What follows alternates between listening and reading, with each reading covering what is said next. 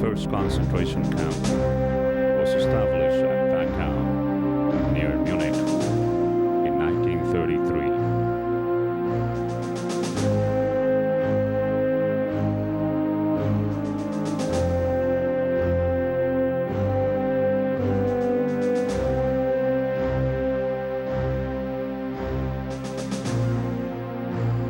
During the war, with the occupation of a large part of Europe, the decision to annihilate the Jews, the appearance of national resistance movements, the first defeats, and the requirements of the world economy,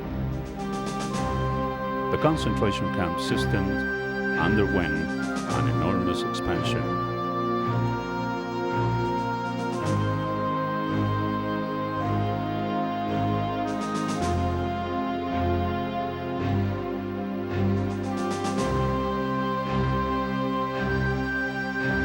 The Nazis exterminated millions of Jews.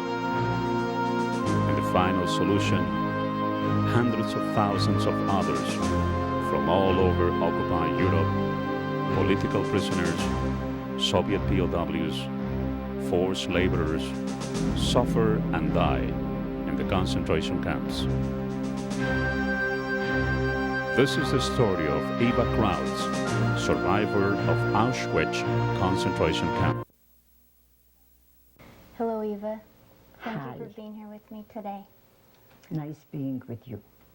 I know that you are living a very thriving, beautiful, fantastic life, but I also know it hasn't always been that way. You've been through some very incredible experiences, and today, thank you for being willing to share your story with us. My name is Trina Johnson. Have you ever been through anything and survived it?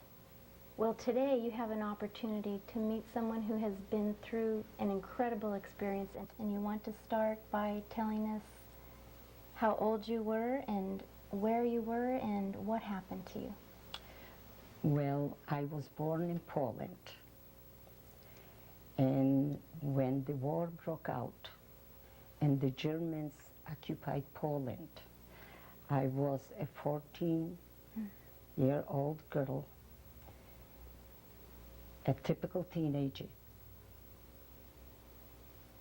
And after occupation, the Germans forced us to leave our homes and enter to a ghetto.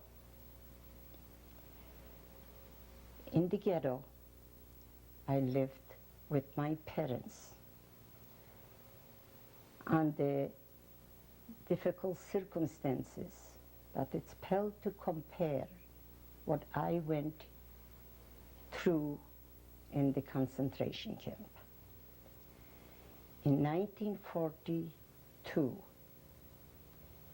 the Germans entered to our courtyard, and under gunpoint, we marched to a marketplace.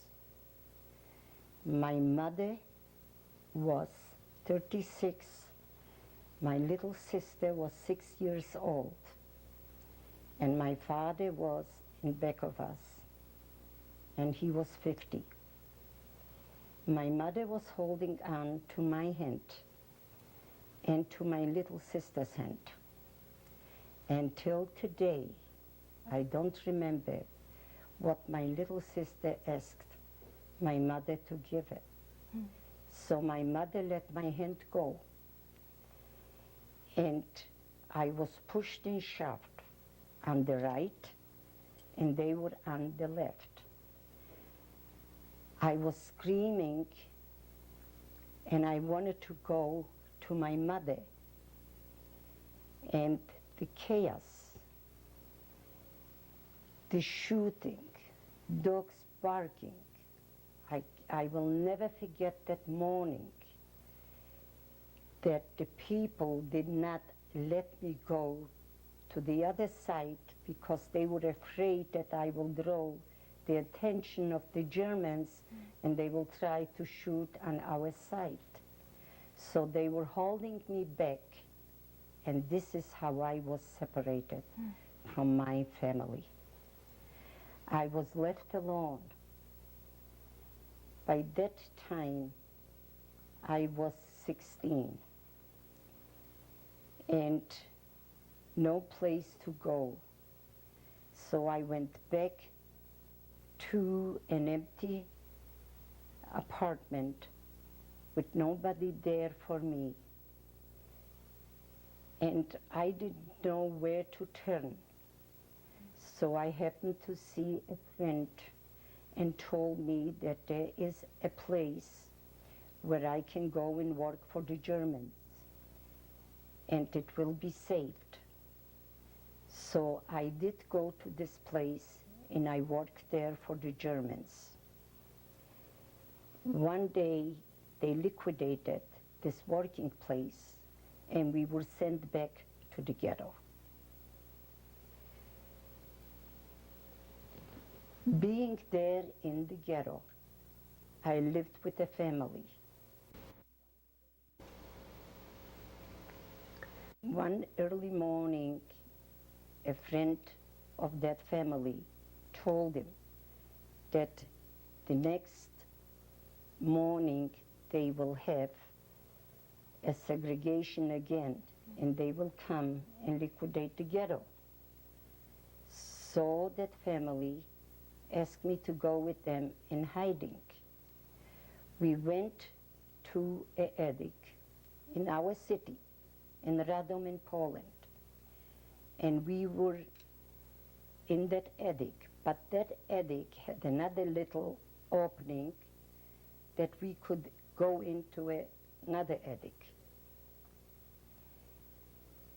So when we heard the Germans coming up to the attic, we heard the footsteps and we were all very scared.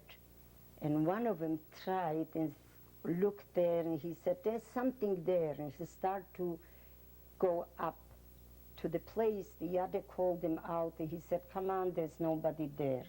This is how I escaped from the first time when I escaped, when I was pushed to the other side. And my parents later, my family, I heard that they went to Treblinka with it was the gas chamber. Nobody really survived Treblinka. And this is how I escaped the first Aussiedlung. And then when I was hidden in that attic, and we were spared. Then the following day, we heard my friends mention that there is a camp not too far from our town, that we could go to that camp by the name of Pionki.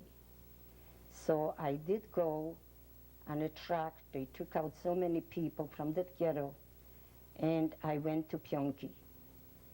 There I worked in an ammunition factory.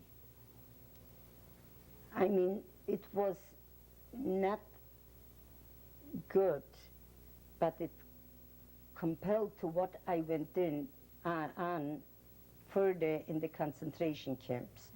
Because here we still had a little food, but we could get by, and a bed where to sleep in.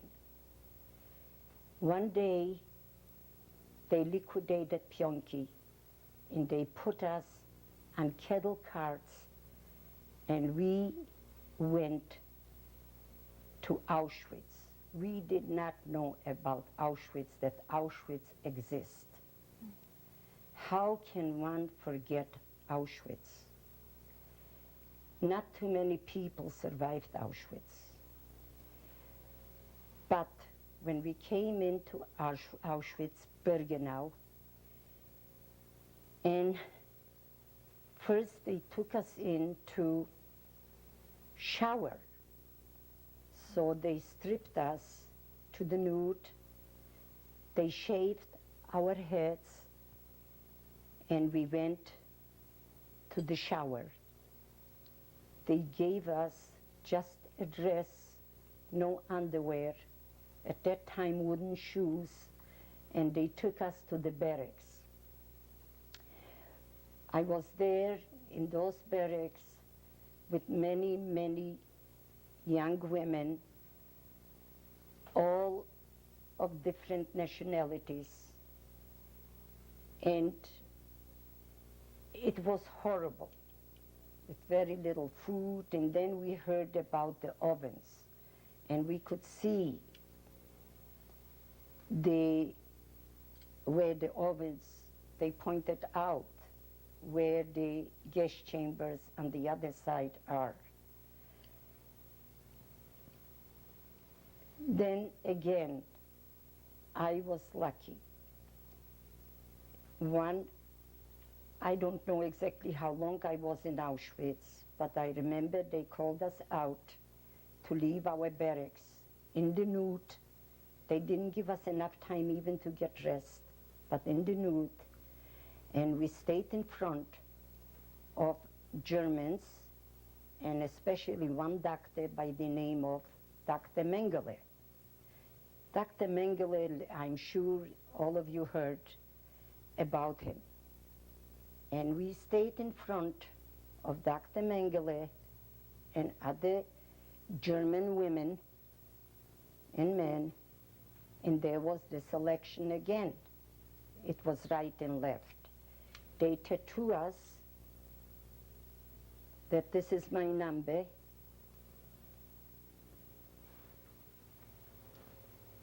and it was left and right, and they took us in back to the sauna, to the showers. We showered again.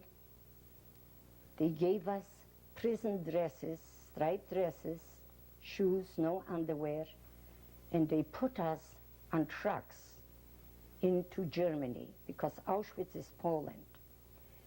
We went to Hindenburg, but in Hindenburg, we worked for the Germans. I worked in a place with also prisoners, war prisoners from all different countries. And we, young girls, they took us to the barracks. We had a bed where to sleep and very little food, but it was still that we could survive on it, because we went out to work every morning with German guards guarding us, and came back towards evening. We had very little food, but we went on. When the Russians came closer to occupy Poland, and Hindenburg was very close to Poland. It was Germany, but very close. They start on us again, and they called us early to get ready, and we start marching, walking. It was during winter, and a bitter cold. We walked with very little food. So many on their way to the trains died that they could never make the walk. Towards evening, we went to barns. That this was a farm, and we went into barns with no food really, or a blanket to cover yourself. It was very cold. Some did survive that walk, and a lot of them didn't make it. They put us in cattle carts into Germany, Bergen-Belsen. Bergen-Belsen was a total lager. That means a death camp. There, you did not work. You just stayed in a barrack with women so many of us, different nationalities, from different places, gypsies. We did not have any beds or any warm clothes, and it was during the winter, and we sat on wooden floors in that barrack with very little food, and one on the top of the other, and it was like survival of the fittest. If somebody died, you took him out, you throw the body on, because there were mountains of bodies outside, so you had a little more room. There I was also very close to death because I took sick and I had typhoid with no medication. I remember I had lice in my eyelashes. We were so very sick, and it was so very difficult. For every day we thought this is our last day. And it's hard to describe what the human body can endure. One cannot minimize the starvation, the slave labor, the hunger, what you can survive. A little bread was like a piece of gold or diamond. What one did for one piece of bread. Until today, my friends like to watch me when I eat bread. Bread is the most important meal in my life. And I take little pieces because when I was given this little slice of bread, I used to take a little piece so I should have later, not eat at one time. And what can I tell you? What I went through, I can't imagine how I survived. As a youngster, I believed in God. I prayed to God. But I felt that God let me down by taking everything away from me and left me alone in this world that I was fighting to survive each day. One can't minimize the hunger, I think I said it before, the slave labor, the starvation, what I endured. It's an unbelievable story which I can't believe what I went through. The blood of our brothers, sisters, fathers, and mothers are still in our soul.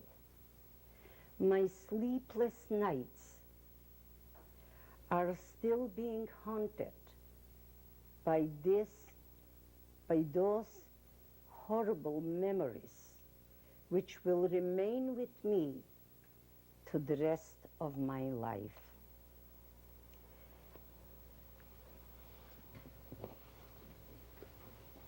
Well, that's why I feel that we must remember the dead and educate the living. So I hope that the world should never forget, because I will always remember. But I have to go back to Bergen-Belsen, which I did not finish.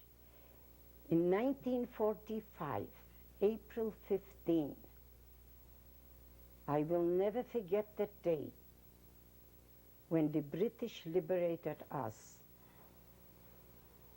And when they came and they were calling, "You free, you free." And everybody was running out from those barracks. And so many of us, after liberation, died. Our stomachs were shrinked. We could not absorb the food. And they were giving us food. And that's why many of us died after liberation. After liberation, we were moved to Bergen-Belsen, which it was not where the barracks at the concentration camp, but it was where the German soldiers lived in those big apartments. So they moved us there, and we stayed in those apartments, and we lived in a displaced person camp, which the British, and they took care of us. But we still at that time were going, and we had a ration of food that we picked up, and they gave us clothing, and it was very, very livable. And we were so elated to be free people that everything that was there was like heaven. I never in my life believed that I ever will be free. And here we were free. I was 19 after liberation. I met my husband in this displaced person camp. He was 21. We were married in that camp. And my first child was born in this camp, in the displaced person camp in Bergen-Belsen in Germany. In 1950, I arrived in the United States. And how can one explain that when you go through what I went through in my life to come to Ellis Island and be free, free of speech, freedom, because being in Germany, I was not free. I just lived still in fear, even though I was liberated by the British. I was not comfortable among the Germans. So when the immigration was open to us, I immediately signed up to come to the States. And we made a life for us in the United States. My husband worked very hard, and he became very successful. I have 3 beautiful children. I believed in education because the Germans stripped us of everything, our dignity. They humiliated us. But the education, what I brought with me, they could not take away from me. So I believed in educating my children. So my oldest daughter became a social worker. She has a master's in social work because she feels in helping others.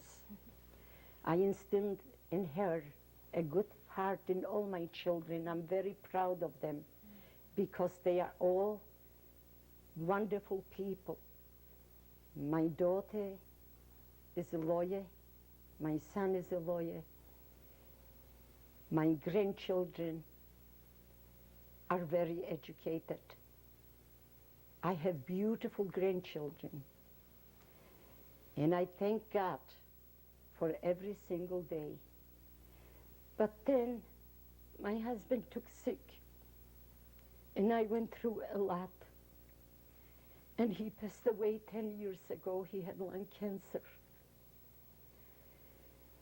But I'm a survivor, because I'll never forget when my daughter had breast cancer shortly after I lost my husband. And I took sick, and I went to the emergency in UCLA in Los Angeles. And the next morning, I saw this doctor, and she wanted to know, because she felt this was all too stress. And I told her what I've been through, losing my husband, being a survivor, my daughter sick with breast cancer now. And I